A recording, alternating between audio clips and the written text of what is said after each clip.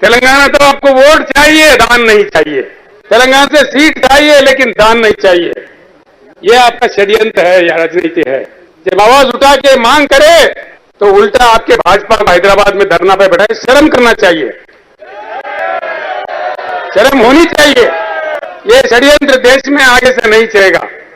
हम जाएंगे नहीं, आज या कल निकल जाएंगे, इस समस्या का समाधान ढूंढेंगे, इसको निपटाएंगे और बाज़ाब्ता आके बाकी दिल्ली में बैठ जाएंगे कि सरकार का क्या क्या नीति है। आप जैसे कह रहे थे, सारे राजनेताओं को इकट्ठा करेंगे, जोड़ेंगे। इस देश के किसानों को जब तक संवैधानिक रक्षा नहीं मिली, जब तक एमएसपी संविधान में ना आए, तब तक हम बिल्कुल आखिरी बूंद खून तक भी हम लड़ते रहेंगे। लड़ाई जारी रहेगा। हम सारे लोग, राकेश टिकैत जी, हम सारे लोग आपके साथ होंगे।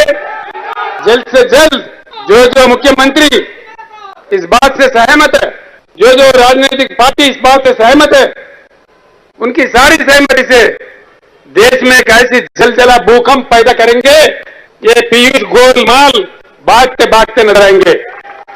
बिल्कुल भागेंगे जी। हमने बहुत देखा जी, बड़े बड़े हिटलर चले गए, नेपोलियन चले गए, मुसोलिनी चले गए। ये क्या बात है? क्या ये 1000 साल रूल करने के लिए थोड़ी है? कोई परमानेंट है क्या?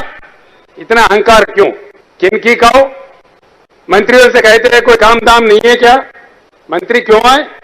हफ्तों पर इनके दफ्तर में गए, वहां मंत्री लोगों को बिठा के 3-3 घंटा देर करके आते हैं ताकि चला जाए, उल्टा बदनाम उन पे लग जाए। यही इनका नीति है।